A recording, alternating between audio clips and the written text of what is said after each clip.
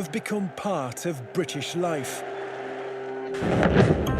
But the war in Ukraine has ended the UK's love affair with wealthy Russians and their cash. It's absolutely preposterous that we're only tackling this now. We've been investigating how Britain's most famous Russian made his money. Roman Abramovich has stolen money from Russians, billions of dollars of money of Russian taxpayers. We uncover new details about Roman Abramovich's murky past. It reeks of illegality. And we reveal how he really made his fortune.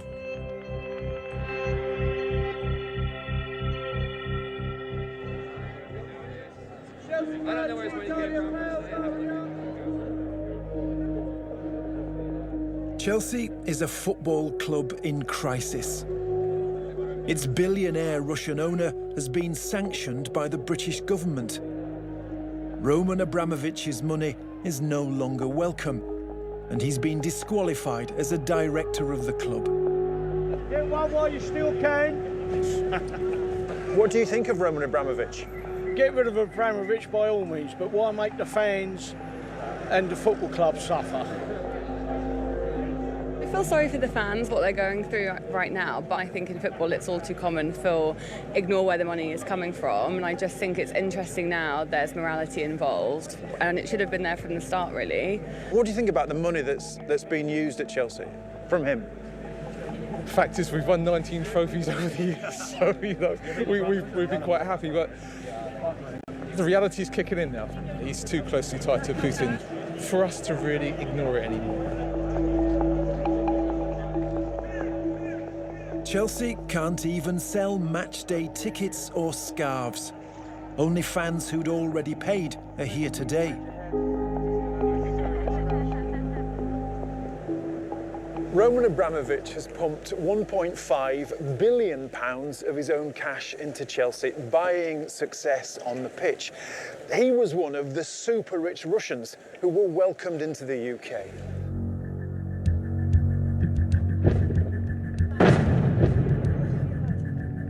The war in Ukraine has changed all that.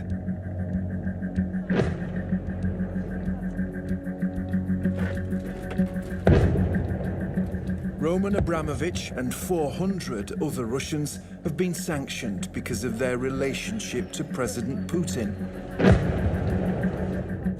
Mr. Abramovich denies he has close links, but the UK government says he's destabilising and threatening Ukraine, and that one of his companies may be supplying steel for Russian tanks. For a long time, Abramovich and many of the other billionaires have been seen as the acceptable face of Putin's Russia. Since Putin, in broad daylight, rode into Ukraine with tanks, anyone who has benefited from or been a close part of that system is now facing much greater scrutiny. I think what the criminal and barbaric invasion of Ukraine has done is that it's made an awful lot of people think twice about the connections that they've had over the last few years with Russian money. We've prostituted ourselves as a nation because we were kind of mesmerized by Russian bling. It's been going on for years under Labour and Conservative governments. If you had enough cash, the UK rolled out the red carpet.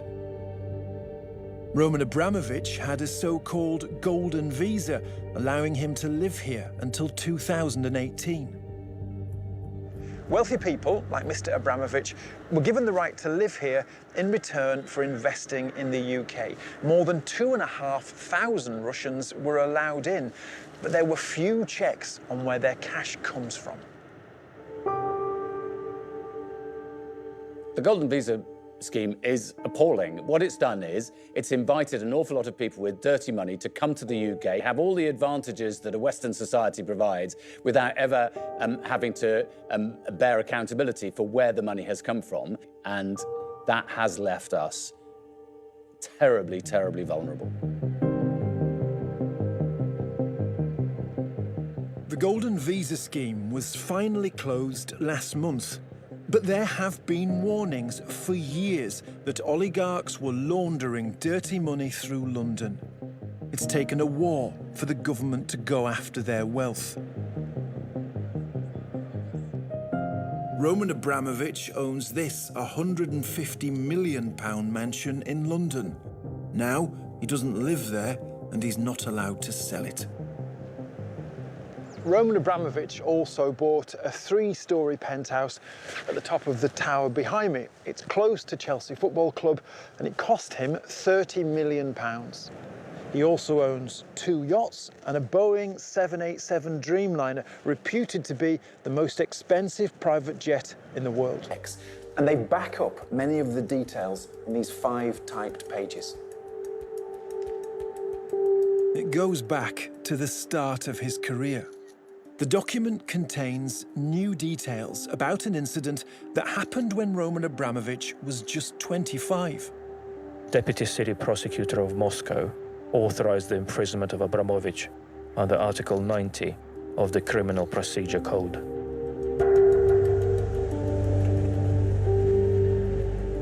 It's 1992. Russian detectives are investigating the alleged theft of a trainload of diesel. Roman Abramovich is the main suspect. Abramovich personally met the shipment and, using forged documents, had it rerouted to Riga, where the diesel oil was sold. Mr. Abramovich was arrested but never charged. His lawyers have told us it was all a misunderstanding and the matter was resolved.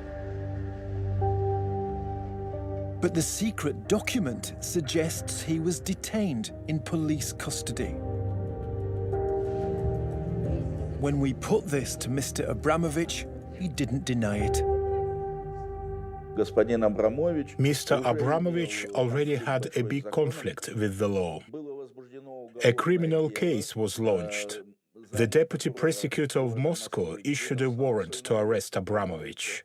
But later, this case disappeared without a trace.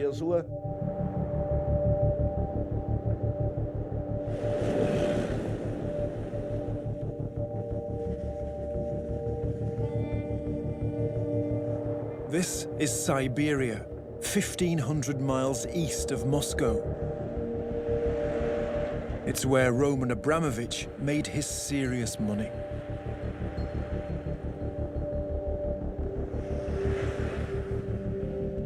In the mid-1990s, Russia was a pretty lawless place. The government owned the vast oil industry here, but Roman Abramovich came up with a plan to get control of it himself. The idea was simple: persuade the Russian government to combine some of the vast state oil facilities, create a giant new company, and then sell it off. The price and the sale would be agreed in advance, and the lucky buyer would be Roman Abramovich.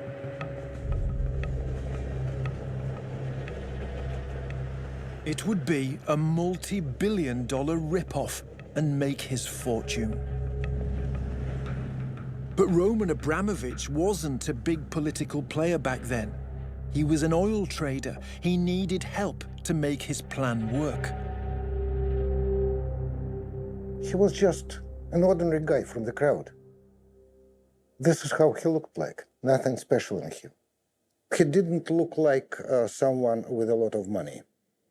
And I know that he didn't have any political influence at the time. Roman Abramovich teamed up with someone who did have political influence. Boris Berezovsky was one of Russia's first oligarchs. He was well connected. To kickstart Roman Abramovich's plan, Berezovsky wanted to pay off a top Kremlin official, and it was Mr. Abramovich who would provide the money. $10 million.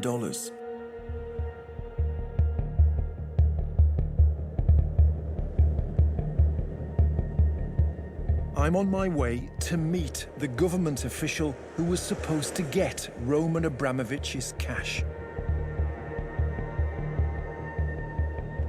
He's agreed to meet me at his home, deep in the woods, east of Moscow. The man we're going to meet was a general, and he was Boris Yeltsin's chief protection officer. So this was a man at the heart of power. He saw the president every day. Alexander Korzhakov is part of Russian history. This is him on the right, protecting President Yeltsin when communist hardliners attempted a coup. And he was there when world leaders came to visit. Everyone was afraid of me. I was the bogeyman for many people. He denies being bribed with $10 million, but he says Berezovsky and a local politician did try to buy his support for Roman Abramovich's plan. Then they tell me, what percentage do you want? We'll give it to you. Were they trying to bribe you then, do you think? Yeah, because they were afraid that I would block the way for them.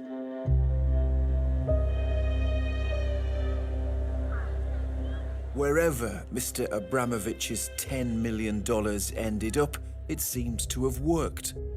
The Kremlin agreed to support his plan and combined the valuable oil facilities. A giant oil company called Sibneft was formed. It was then auctioned off, but the auction was rigged so Roman Abramovich would win. Was this an auction in any real sense? No, absolutely not. It was like a pre-arranged deal which was dressed up as an auction, but nobody else really was allowed to participate. That's a corruption. This is what you call corruption. This is where the bidding for Sibneft took place. By the time the auction had begun, the opposition had been neutralized and the price had been fixed. It was a complete stitch-up. And the main beneficiary, Roman Abramovich. And there's more. It looks like most of the money borrowed by Roman Abramovich to buy the new oil company came from the Russian government. The secret document says shortly before the auction, a government minister deposited $137 million of the budget money, that's Russian taxpayers' cash, in a bank. That bank then lent Mr. Abramovich the money to buy Sibneft. Russia's former chief prosecutor, Yuri Skuratov, doesn't know about the document, but he also says that Roman Abramovich's bid was funded by the Russian state. Basically, the government financed the participation of this bank in the auction where Sibneft was purchased. In a normal country, that doesn't make any sense. That's like the theater of the absurd. But nevertheless, the scheme was implemented. The corrupt auction meant Roman Abramovich was eventually able to buy the whole company at a knockdown price, around $250 million. It was the Russian people who were ripped off by the rigged Sibneft auction. Our dossier on Roman Abramovich says the government was cheated out of $2.7 billion. The secret document also says the police wanted to charge Mr. Abramovich with fraud. It's one of the most damning sentences in the file. The Department of Economic Crimes investigators came to the conclusion that if Abramovich could be brought to trial, he would have faced accusations of fraud by an organized criminal group. Once again, the allegation in the document is independently supported by Yuri Skuratov. По сути, это была мошенническая схема Basically, it was a fraudulent scheme where those who took part in privatization formed one criminal group that allowed Abramovich and Berezovsky to trick the government and not pay the money that this company was really worth.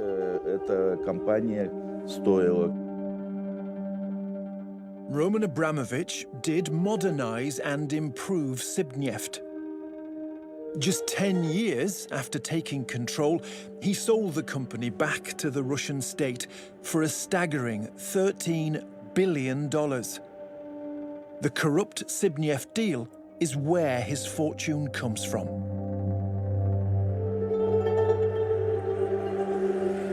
The controlling stake was returned to the government for $13 billion. I think the numbers speak for themselves.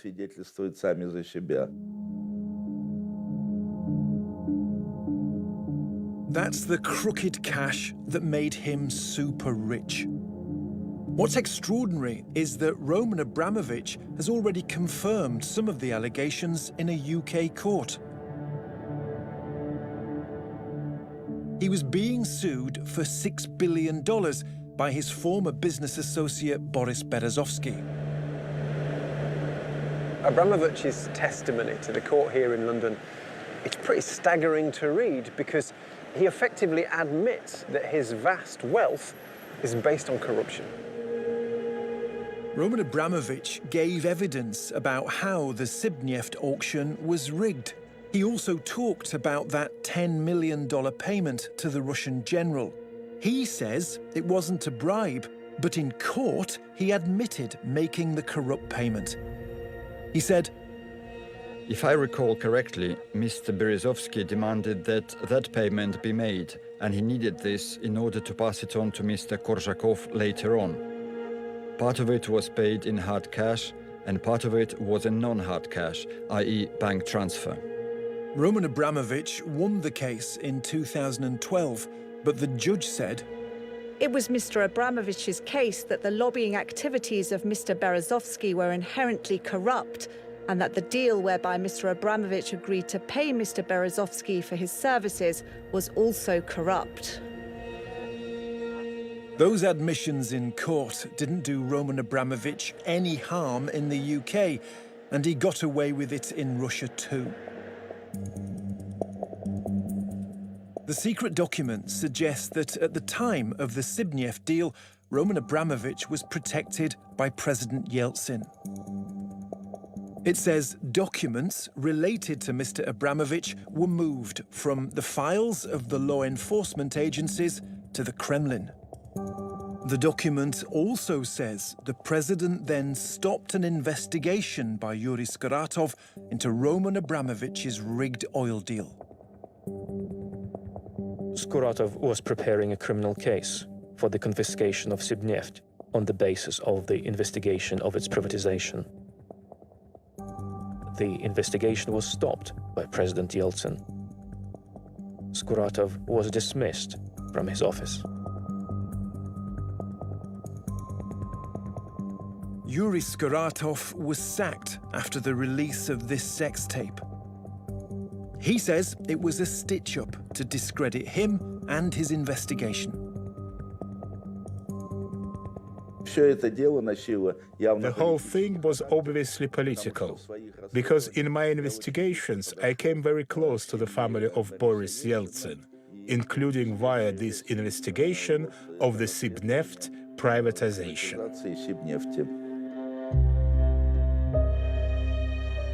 Roman Abramovich remained in the Kremlin inner circle when Vladimir Putin came to power. He worked as one of Putin's regional governors for 8 years. We've seen another document that suggests a darker link. It comes from a Spanish law enforcement investigation 12 years ago into Russian organized crime. It says Mr. Abramovich is thought to be Vladimir Putin's money man. The oligarch Roman Abramovich is regarded as the manager of Vladimir Putin's private economic interests. The allegation has also been made in Parliament. David Davis. According to the Spanish National Intelligence Committee, he is the man who manages, or at least one of the men, who manages Putin's business affairs. That's a really important issue about whether he should be on our target list. It's a claim we've heard repeatedly, that Vladimir Putin's wealth is linked to oligarchs like Roman Abramovich. I think there are certain vested interests involved, and Abramovich may be sharing the wealth. With whom? With Putin. Putin would never, ever give away anything to anyone without having direct financial interests involved. Mr. Abramovich's lawyers told us he denies he's been protected by President Putin or President Yeltsin, and that he denies he is a moneyman for President Putin. But business is done differently in Russia, and Roman Abramovich has profited from corrupt deals under both presidents. Take the sale in 2002 of another big Russian energy company, Slavneft. Different factions had been fighting for control of the company. There were armed raids and a bomb scare.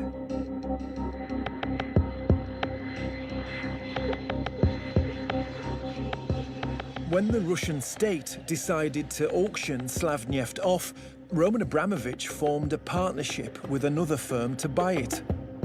But representatives from a Chinese company were heading to Moscow. They were bidding almost twice as much.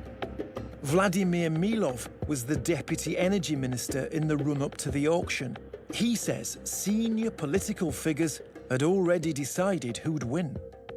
I said, look, but the Chinese want to come in and they want to pay a much bigger price. I say, doesn't matter, shut up, none of your business. It's already decided. Slavneft goes to Abramovich, the price is agreed, Chinese will be dragged out somehow.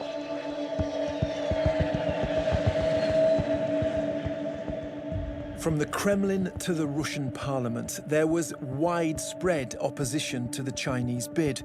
Many powerful people would lose out if the Chinese won the auction, but the Chinese didn't get to take part. Just before the auction, one of the Chinese negotiators was kidnapped as he arrived at Moscow airport. Now, the message to the Chinese company was quite clear. If you want your negotiator back unharmed, then withdraw from the auction.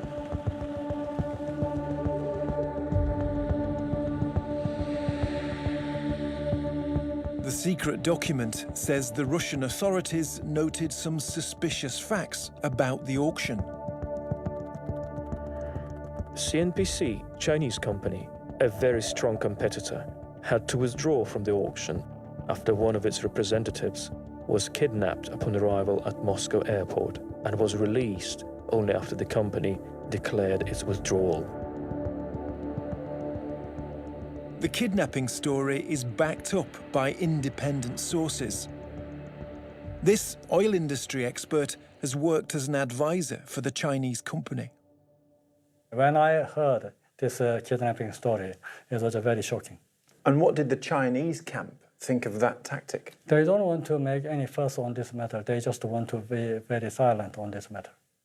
What was the message to the Chinese? You are not welcome to take part in this auction.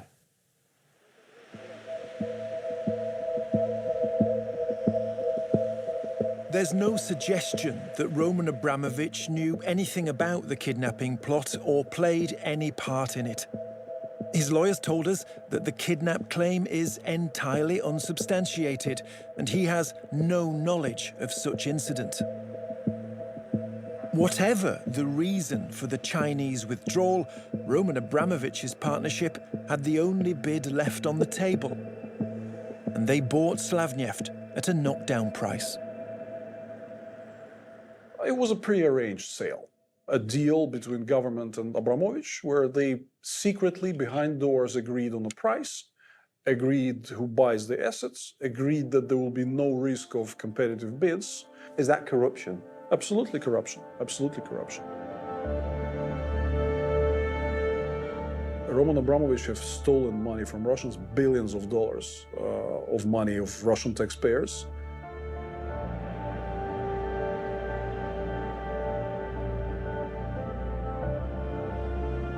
Roman Abramovich's lawyers say there's no basis for alleging that he has amassed very substantial wealth through criminality.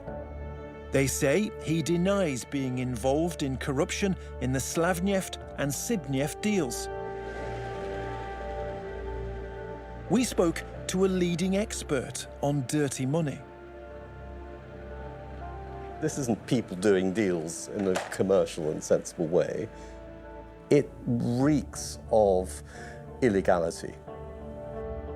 Andrew Mitchell looked at evidence from that London court case and the secret document.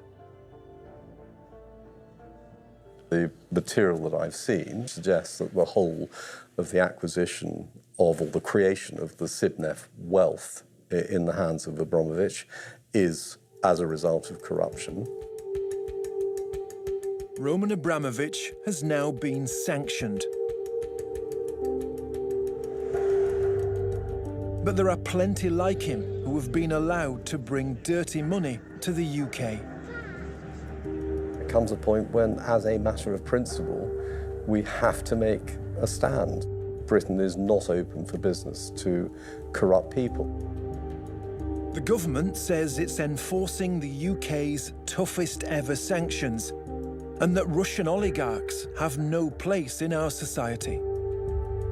It's absolutely preposterous that we're only tackling this now. I don't understand why people have just been putting their fingers in their ears and shouting la, la, la, la, la, when we have all been saying Russian money in the UK is a problem.